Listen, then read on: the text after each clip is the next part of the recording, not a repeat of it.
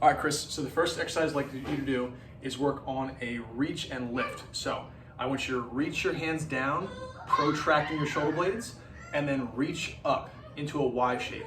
Try to get your arms in line with your torso, and then back down. So I'm reaching and then lifting. Try to complete that as many times as you feel comfortable. From there, we're gonna do a more integrated exercise. We're gonna still stay slightly bent over.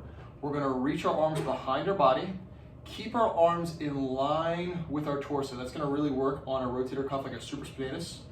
And then we're gonna reach overhead and down. So kind of like we're swimming. Reach behind your body around your torso level. Keep your arms in line with your torso, which is gonna look like this. And we're gonna clear that shoulder level, which is always hard for you. So we're clearing shoulder level, trying to reach overhead. So in this position, and then back down. So that's swim position, back, reach forward, and down. And again, do that as many times as you feel comfortable. From there, we're gonna try to work on some external rotators. So first, standing in place, pull your hands back, elbows forward. Once you feel comfortable with that, hands back, elbow forward, and then reach up. Hands back, elbows forward, reach up. In the plane I'm doing this, my arms are slightly in front of my body, so they're not pulled all the way back. Hands back, elbow forward, slightly in front of my body, and then I'm gonna reach up.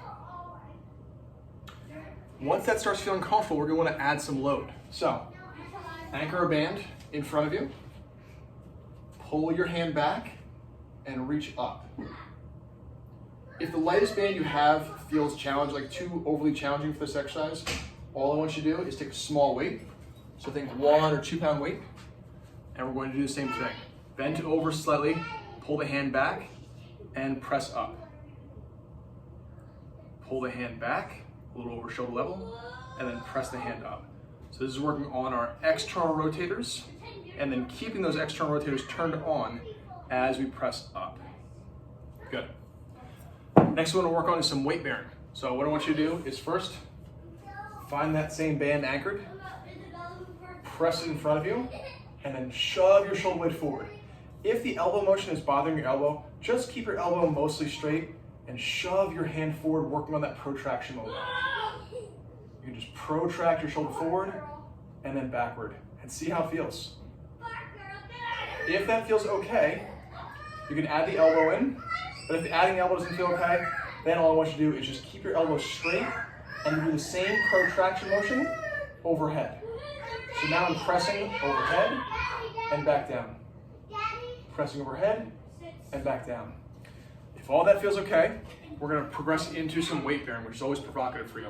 So what I want you to do is I want you to go down hands and knees on the ground. Just gonna set this up for you.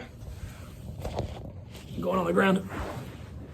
Modified push-up. So we're going hands and knees, okay? And we'll do a mini push-up down, back up, and then press away. So mid-back is really rounding. I'll show you from this angle here. I'm just doing a small bend of my elbows, bring myself down, and then press away. If the elbow motion is bothering you, all we're gonna do is we're gonna go down with our scap and up with our scap. Down with our scap and up with our scap. And again, if that feels okay, do the same thing slightly overhead. If you can do elbows, great. If you can't do elbows, just do scap. So with all these exercises, we've worked on targeting some movement patterns that are really challenging for you. But after the block, let's see if we can get into those ranges and see how it feels.